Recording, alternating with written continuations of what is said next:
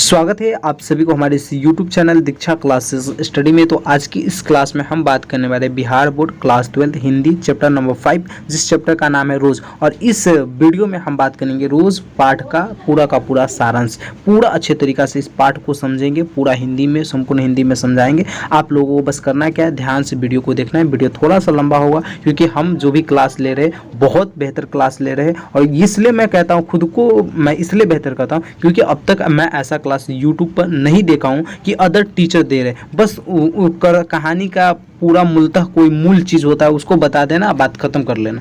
लेकिन कहानी का सारांश में हम सारे चीज़ों को समझेंगे। ठीक है, आइए कहानी की शुरुआत करते। कह रहा है, कहानी के पहले भाग में मालती द्वारा अपने भाई के औपचारिक स्वागत का उल्लेख है, जिसमें कोई उत्साह नहीं है बल्कि कर्तव्य पालन की औपचारिकता अधिक है। कहने का मतलब मालती के घर, मालती की शादी हो गई है और मालती के घर उनके भाई आते हैं तो कोई यानी स्वागत करते थे, एक उत्साह हमारे अंदर रहता है ना। कोई हमारे घर पे आता है मेहमान तो हमारे अंदर एक उत्साह रहता है, लेकिन मालती कोई उत्साह नहीं दिखाती है बल्कि कर्तव्य पालन की औपचारिकता अधिक है। करने का मतलब कर्तव्य पालन करना चाहिए। कोई मेहमान आए तो हम उसका स्वागत करें, तो बस मालती वहां पे सिर्फ कर्तव्य पालन की औपचारिकता दिखा रही है और वह कुछ नहीं कर रही है। आगे कह रहा है, वह अतिथि का कुशल क्षेम तक नहीं पूछती पर पंखा अवश्य झलती है, उसके प्रश्नों के संक्षिप्त उत्तर देती है। कहने का मतलब जब वह अतिथि आया था, मान लीजिए कोई अतिथि है जो लेखक गए थे, तो लेखक जब गए थे ना तो यह इस प्रकार से हो रहा है कि लेखक से वो हाल चाल भी नहीं पूछते। मान लीजिए कोई हमारे घर आया तो हम उनसे पूछेंगे क्या हाल चाल है, कैसे आए, तो यह भी मालती नहीं पूछती है पर पंखा अवश्य झलती। कहने का मतलब पर पंखा जरूर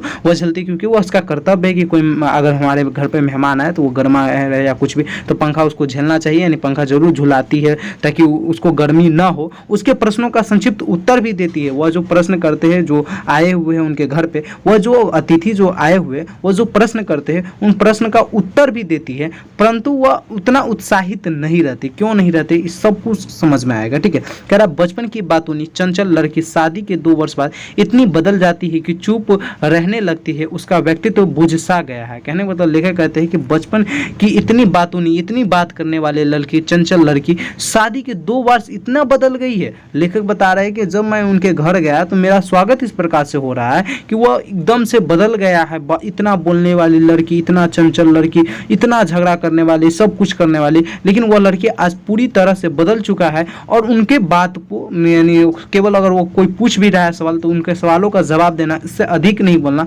ऐसा लेखक को लगता है कि उसका व्यक्तित्व सा बुझ गया, यानी उसका जो व्यक्तित्व पहले का व्यक्तित्व था वो पूरा का पूरा बुझ गया है। लेखक को यह भाव प्रकट होता है। आगे कह रहा है, अतिथि का आना उस घर के ऊपर कोई काली छाया मंडराती हुई लगती है। लेखक कहते हैं कि ऐसा तो नहीं कि अतिथि यानी हम आए हुए हैं तो इस घर पे काली छाया मंडराती है, इस प्रकार से लेखक बता रहे हैं। लेकिन क्या कारण है इस पे भी चर्चा करेंगे क्योंकि एक महिलाएं के बारे में हम फिर पिछले चैप्टर में पढ़े थे अर्धनारीश्वर की, क्यों महिला अगर चार दीवारी के अंदर रह जाते हैं तो उनको क्या क्या कठिनाइयाँ झेलना पड़ते हैं। उसी प्रकार से इस कहानी में भी, रोज कहानी में, एक महिलाएं 4 दीवार के अंदर रह जाती है और इसे कौन कौन से कठिनाइयों का सामना करना पड़ता है उसी को तो हमें पढ़ना है इस चैप्टर में। कह रहा मालती और अतिथि के बीच मौन को मालती का बच्चा सोते रोने से तोड़ता है। कहने का मतलब मालती जो अतिथि बनकर आया रहता है उनके बीच कोई बात नहीं होता रहता, पूरा मौन रहते। अगर कोई मान लीजिए अतिथि कोई सवाल कर रहा है तो उसका जवाब देना, लेकिन ऐसे कुछ बोलना नहीं।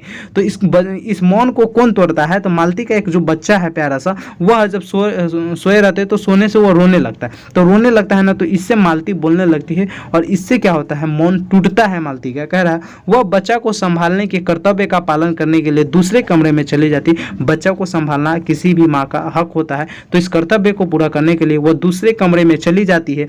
अतिथि एक तीखा प्रश्न पूछता है तो उसका उत्तर वह एक प्रश्नवाचक हूं से देती है। कहने का मतलब जब अतिथि पूछता है मालती से कोई प्रश्न, जब बच्चे को दूध पिलाने या कहिए यूं तो बच्चे की देखभाल करने के लिए दूसरे रूम में चले गए, तो यहाँ पे है ना मालती से पूछा जा रहा है, लेखक पूछ रहे हैं, कोई सवाल पूछ रहे हैं, तो मालती क्या जवाब दे रहे हैं, प्रश्नवाचक हूँ ऐसे करके वह जवाब दे रही है। कौन, मालती लेखक के बातों का जवाब दे रही है। कहने आगे कह रहा है कि मानो उसके पास कहने के लिए कुछ नहीं, यह आचरण उसकी उदासी, उबाहट और यांत्रिक को प्रकट करती है, यंत्रण को प्रकट, यानी यह जो उदासी उनके ऊपर नजर आ रहा है ये उसके आचरण को, उबाहट को, यानी कहीं उब तो नहीं गई इस घर में रहकर, उसको प्रकट कर रहे हैं।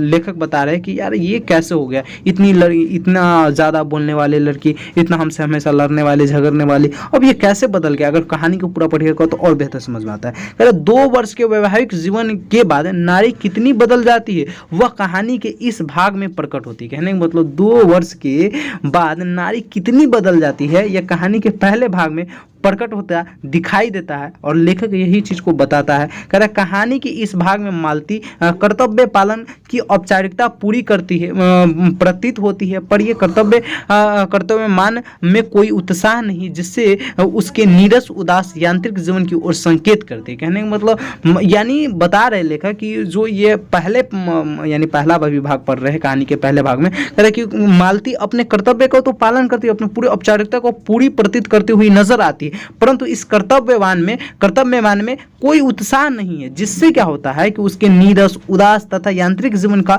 संकेत होती है कि कुछ ना कुछ तो जरूर मालती में कमी है, या कुछ ना कुछ तो ऐसा जरूर प्रॉब्लम है जो मालती इतना उदास दिख रही है, सही से बात नहीं करे। बताइए हम किसी से गए बहुत हंसो उल्लास से मिलने कि आज मिलेंगे मैं अपने गर्लफ्रेंड से और ये चीज़ होगा वो चीज़ होगा, और वो जाते मात्र एकदम उदास हो गई, कुछ बोल नहीं रही, कुछ हो नहीं रही। मैं अगर कोई सवाल कर रहा तो सवाल का आंसर दे रहा, तो क्या मजा यार ऐसे मिलने का। ठीक है, हाँ, तो यही वहाँ पर बताया जा रहा है। कह रहा यहाँ पर गर्लफ्रेंड वाला नहीं, यहाँ पर भाई बहन वाला है। ठीक है, इस बात को याद रखेंगे।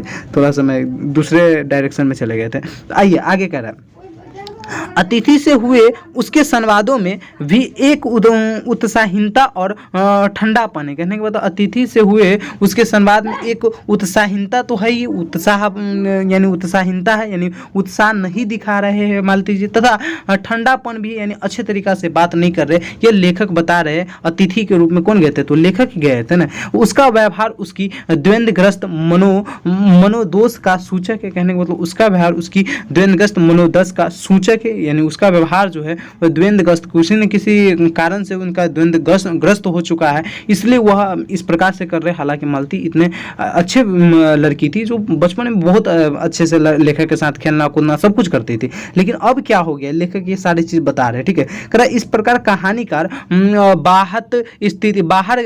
बाहत स्थिति और मन स्थिति के संश्लिष्ट अंकन में सफल हुआ। कहने का मतलब इस प्रकार कहानीकार है हमारे अज्ञ जी, वो कह रहे हैं कि इस प्रकार हमने यह चीज को समझ पाया कि यानी इस प्रकार कहानीकार बाहर स्थिति यानी बाहर की स्थिति और मन स्थिति के संश्लिष्ट को अंकन में सफल हुआ। मैंने समझ पाया कि मालती का क्या प्रॉब्लम है, हमने इसको समझ पा गया। क्यों, तो क्योंकि जब भाई किसी के सामने आप उदासपन दिखाइएगा तो जरूर पूछेंगे कि क्यों उदास है, या वो खुद से समझने की कोशिश करेंगे क्या वजह है जो यह इतना उदास है।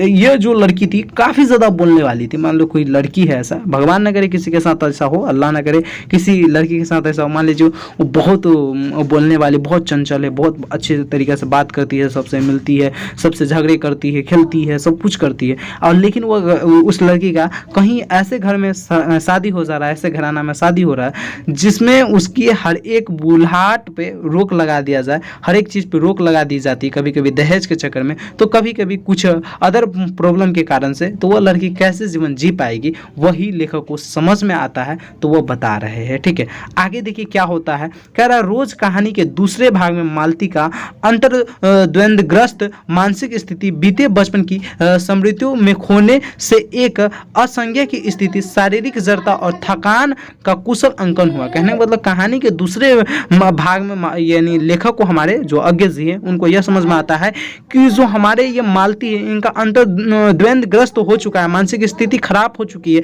बचपन की स्मृति याद करने की वो क्षमता खो चुकी है, यह असंज्ञा के रूप में स्थिति है, शारीरिक जड़ता, इसके अंदर थकान, कुशल अंकन, ये सारे प्रॉब्लम आ चुके हैं। किनके अंदर, तो हमारे मालती जी के अंदर यह सारे प्रॉब्लम आ चुके हैं। साथ ही उसके पति के यांत्रिक जीवन, पानी, सब्जी, नौकर आदि के अभावों को भी उल्लेख किया है। कहने को तो साथ में उसके पति के यांत्रिक जीवन जैसे पानी, सब्जी, नौकरी, नौकर आदि के अभावों का भी उल्लेख है, यानी आदि का अभाव लगता है कि मालती को अगर ये सारे चीज दिया जाता, क्योंकि उनके पति डॉक्टर थे, तो अगर ये सारे चीज दिया जाता तो थोड़ा सा वो बेहतर रह सकती थी। आगे फिर बता रहा है कि मालती पति के खाने के बाद दोपहर के 3 बजे और रात के 10 बजे ही भोजन करेगी और यह रोज का क्रम है। कहने का मतलब मालती जो थी वह अपने पति के खाने के बाद दोपहर 3 बजे खाना खाती थी और रात की 10 बजे के बाद ही, यानी 10 बजे खाती थी खाना, क्योंकि यह उसका दिन का रोज का क्रम बन चुका था। जब तक पति खाएंगे नहीं तब तक हम खाएंगे ना। आज भी महिलाएं, बहुत सारी महिलाएं इस चीज़ को आज बखूबी निभाते हैं। ठीक है, जब तक है ना शादीशुदा हुआ रहेगा नई लड़की, और खास करके देखिएगा तो क्या होता है कि जब तक यानी उसके पति नहीं खाते तब तो वो खाना ही नहीं खाती रहती। हालांकि ऐसा नहीं करना चाहिए, भूख लगे तो आप लोग खा लिया कीजिएगा। ठीक है, लड़की है, मैं बता देता हूँ अभी भी, आपको भूख लगे तो खा लीजिए। हो सकता है वो बाहर गया घूमने और बाहर ही खाकर वो एकदम आपको भूल चुका है कि यार मैं नहीं खाऊंगा, तो कहीं घर पे वो नहीं खाएगी और वो खूब घूम रहा है, आएगा 12 बजे, हो सकता है शाम के 4 बजे, और शाम के 4 बजे तक आप भूखे रहिएगा। तो ऐसा कभी भी नहीं कीजिएगा। ठीक है, ये जो मर्द होते हैं ये कहीं खा लेते हैं। ठीक है, नहीं खाए रहेंगे तो फौरन चले आते घर पे ना, तो खा लिए रहते इसलिए नहीं आते। तो आप लोग अब ये ऐसा परंपरा को तोड़ दीजिएगा। ठीक है, मैं कहता हूँ कि इस परंपरा को तोड़कर अगर भूख लगा रहे तो खा लीजिएगा। ठीक है, मेरी बात को मानकर, बाकी आपकी मर्जी। आइए आगे कह रहा, मालती की इस प्रॉब्लम को लेखक बता रहे हैं हमारे अज्ञे जी। आगे क्या कहते हैं, कहते हैं कि बच्चे का रोना, मालती का देर से भोजन करना, पानी का सवेरे डिस्पेंसर जाकर दोपहर को लौटाना और शाम को फिर डिस्पेंसर में रोगियों को देखना, यह सब कुछ मालती के जीवन की सूचना देता है अथवा यह बताता है कि समय काटना उसके लिए कठिन हो चुका है। कहने का मतलब बच्चे का रोना, मालती को देर से भोजन करना, पानी का सवेरे डिप्रेशन में जाकर दोपहर को लौटाना, फिर शाम को फिर डिप्रेशन यानी अपने पति के हॉस्पिटल में पहुंचाना, रोगियों को देखना, यह सब कुछ मालती के जीवन की सूचना देता है अथवा यह बताता है कि समय काटना उसके लिए काफी कठिन हो चुका है। किसके लिए? तो मालती के लिए कठिन हो चुका है, क्योंकि मालती 4 दीवारी के अंदर ही बंद हो चुकी है। जिस प्रकार से अर्धनारीश्वर में बताया कि एक महिला होती है जिसे हम 4 दीवारी के अंदर न बंद करके उसे भी खुला स्वतंत्र कर दे, और इस चैप्टर में उसी को बताया गया कि मालती के प्रॉब्लम को बताया कि एक महिला जब 4 दीवारी के अंदर बंद हो जाते हैं तो उनको कितने ज़्यादा कठिनाइयों का सामना करना पड़ता है, उन्हीं को इसमें पूरा का पूरा चर्चित किया गया है।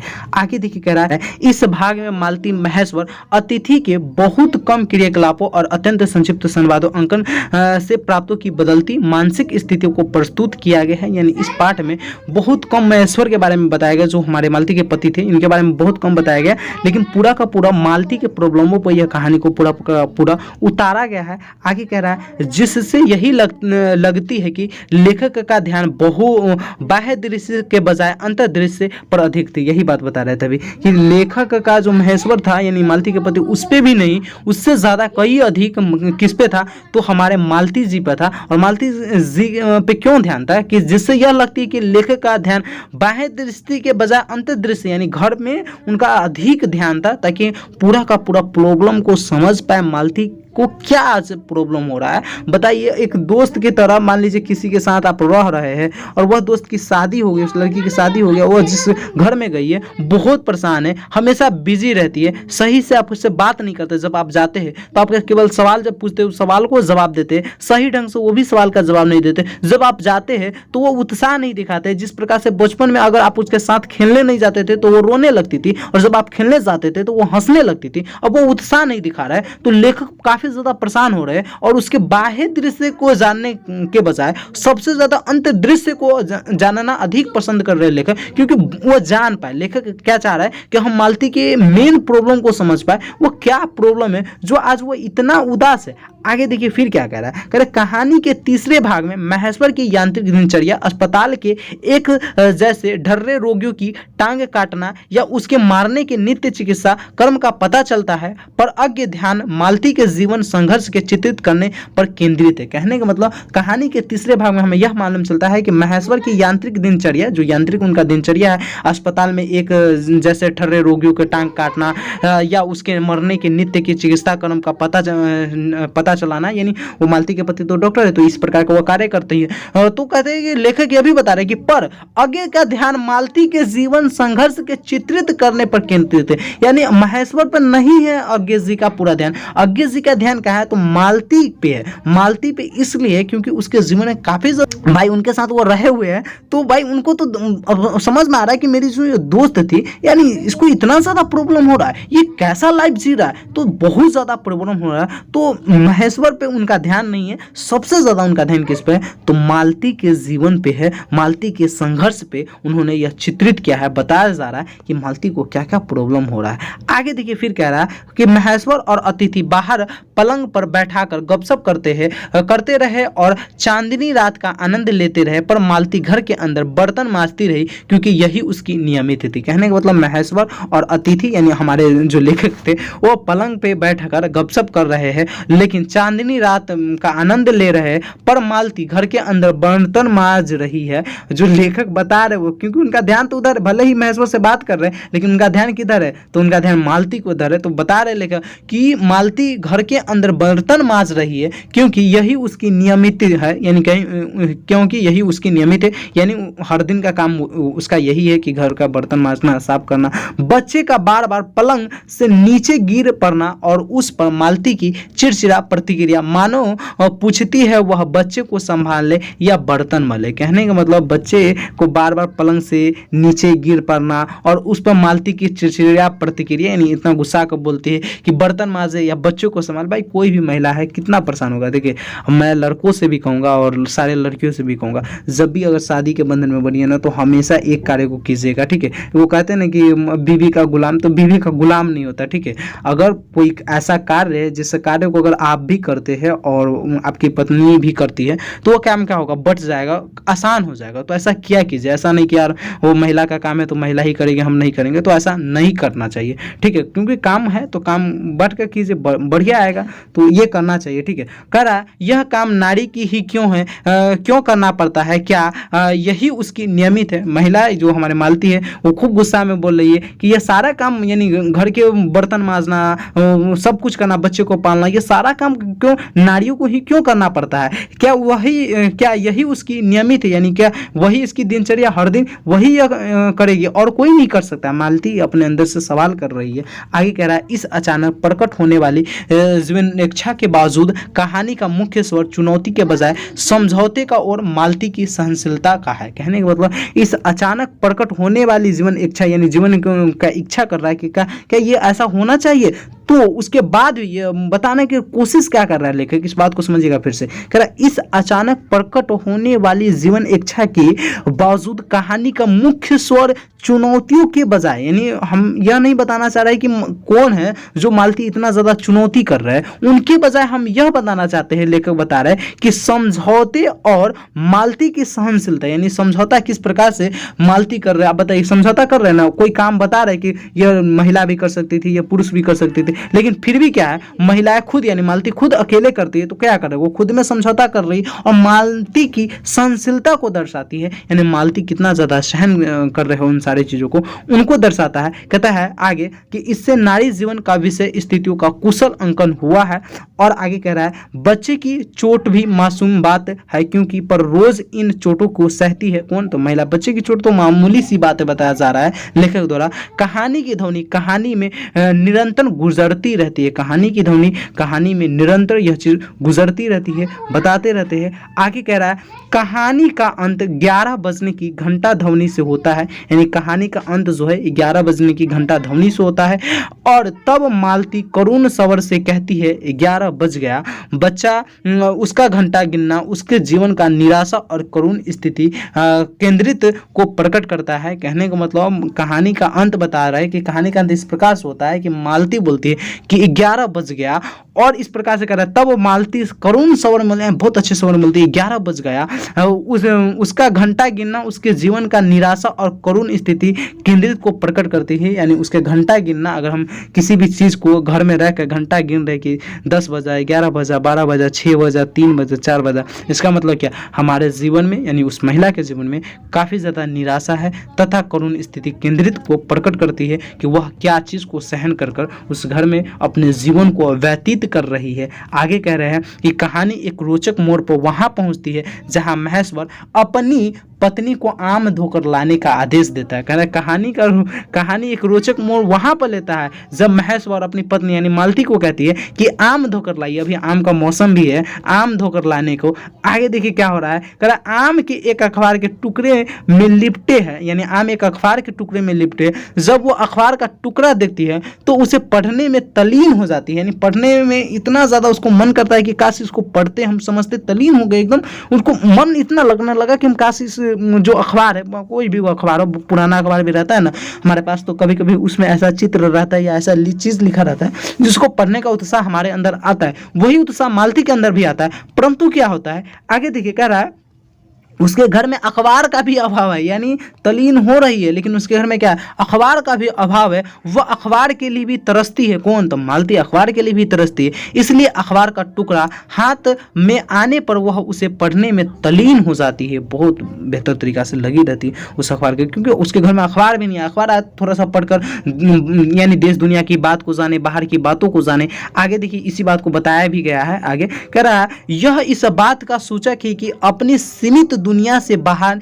निकलकर वह उसके आसपास की व्यापक दुनिया से जुड़ना चाहती है। कहने का मतलब यह इस बात का सूचक है कि जब मालती चाह रही है कि अगर हम पढ़े, क्या पढ़े, हम अखबार पढ़े, तो इस बात का सूचक कर रहा है कि मालती सीमित दुनिया, जो सीमित है, चार दीवार के अंदर बंद है, उस सीमित दुनिया से यह बाहर निकलकर उसके आसपास की व्यापक दुनिया में जुड़ना चाहती है, यानी उसके आसपास की में क्या हो रहा है, बगल में क्या, देश दुनिया में क्या हो रहा है, उससे मालती जुड़ना चाहती है। परंतु वह शादी के बंधक में बन चुकी है, तो कैसे जुड़ने दीजिएगा। आज का नालायक लड़के लोग तो घर से बाहर अपने पत्नी को निकलने तक नहीं देते हैं, और नौकरी वाले रहते तो नौकरी छुड़वा देते, बहुत सारे ऐसे लड़के होते। ऐसा नहीं करना चाहिए, आप लोग ये गलत करते हैं, ठीक है। महिलाएं भी है, महिला हो या पुरुष हो, दोनों का समान अधिकार दीजिए, तभी जाकर हमारा देश चलेगा, आपका परिवार बेहतर चलेगा और बेहतर से बेहतर उन्नति हमारा देश करेगा। कह रहा है कि जीवन की जड़ता के बीच भी उसमें कुछ जिज्ञासा बनी है जो उसकी जिजीविषा का सूचक है। कहने का जीवन की जड़ता यानी इतना प्रॉब्लम होने के बाद भी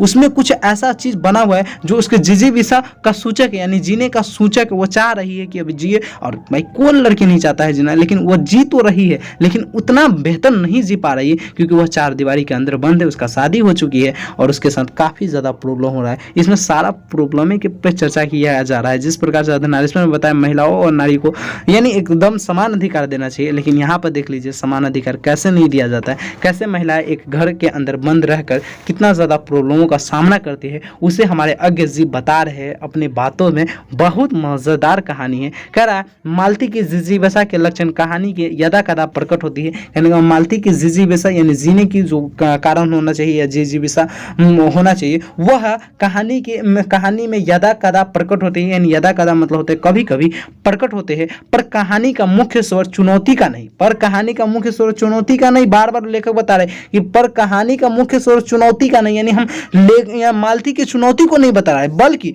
समझौते और परिस्थितियों की प्रतिनिष्ठा और कर्तव्य प्रांता की अभिव्यक्त करता है। कहने का मतलब बता रहे कि हम उनके चुनौती को ना बताकर उनके समझौते की और परिस्थितियों और प्रतिनिष्ठा और कर्तव्य प्रांत की अभिव्यक्त करता है। कहने का मतलब ये चीज यहाँ पे यह चीज बताना चाह रहा है। आप लोग कहिएगा कैसे समझा रहे सर, इसको समझिएगा इस बार एक बार, क्योंकि बल्कि क्या तो समझौते को यानी उसकी चुनौती को नहीं बताना चाह रहा है लेखक, उनके समझौते किस प्रकार से एक महिला अपने सारे चीज में समझौता कर लेते हैं। कभी कभी महिलाओं को दिल करता है कि आज चलो ना जानू, चलते हैं एक फिल्म देखने, लेकिन जानू कहते हैं कि ना आज फिल्म देखने नहीं जाएंगे। महिला समझौता कर लेती है खुद में, कहती है जब हमारे पति जी कह रहे हैं नहीं जाने के लिए, वो जाने के लिए तैयार तक नहीं होती है। तथा परिस्थितियों में भी बहुत ज़्यादा पता है, एक मैं सच्ची बता रहा हूँ, इस दौर से मैं गुजरा तो नहीं हूँ लेकिन गुजरने का मौका मिलेगा, ज्ञान लिया हूँ तो आप लोगों को यह चीज़ बताता हूँ कि परिस्थिति है ना, एक आपकी जो जितनी प्रॉब्लम है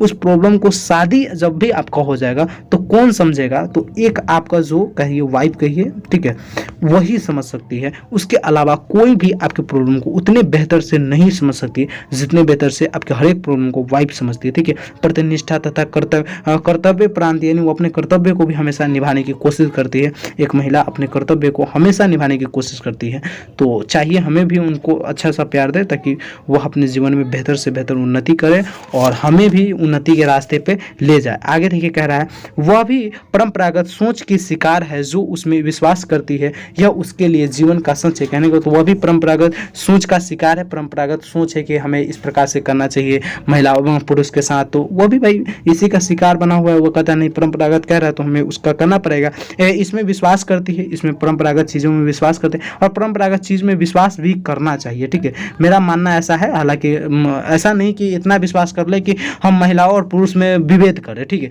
लेकिन परंपरागत जो जितने भी चीज़ें उसमें विश्वास करना चाहिए, लेकिन उतना ज़्यादा नहीं करना चाहिए, क्योंकि परंपरागत चीज़ पे विश्वास नहीं कीजिएगा तो फिर आप जिस धर्म से रहते, जिस जाति से रहते, उसको भी मानना भूल जाइएगा, ठीक है।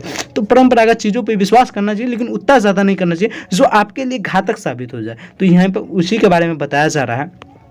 आगे देखिए कह रहा है इससे बेहतर होगा, इतना नहीं हुआ, इससे बेहतर वह सोच भी नहीं सकती जिस प्रकार से समाज के सरोकारों से वह कटी हुई है, उसे रोज का अखबार तक सीमित नहीं है। कहने का मतलब इससे आगे वो सोच भी नहीं सकती है, वो समझ भी नहीं सकती है, क्योंकि उसको तो रोज का अखबार भी सीमित रूप से नहीं मिल पाता है। आगे जी उनके बारे में, मालती जी के बारे में बता रहे कितने ज़्यादा प्रॉब्लम एक महिला रह रही है, आपको समझ में आ रहा है, जिससे अपने उबाऊपन जीवन से 2 क्षण निकालकर बाहर की दुनिया में क्या कुछ घटित हो रहा है उससे जुड़ने का मौका मिले। बताइए, एक महिला को अखबार पढ़ने का मौका नहीं मिल पा रहा, अगर वह मिलता तो लेखक बता रहे कि वो अपने उबाऊपन यानी जो उब गया है जीवन, कह रहे हैं ना यार, कभी कभी होगा ना कि किसी एक घर में जैसे महिला लड़की लोग अभी भी बहुत सारे लड़की होगा जो अभी पढ़ रही है, तो क्लास 10th में तो पढ़ ली होगी, क्लास 10th में कोचिंग संस्थान में जाकर पढ़ ली होगी, लेकिन क्लास 12th में मम्मी पापा मोबाइल खरीद दिए होंगे, कहेंगे मोबाइल खरीद दिए, घर पर बैठ कर पढ़ो, कहीं नहीं जाओ,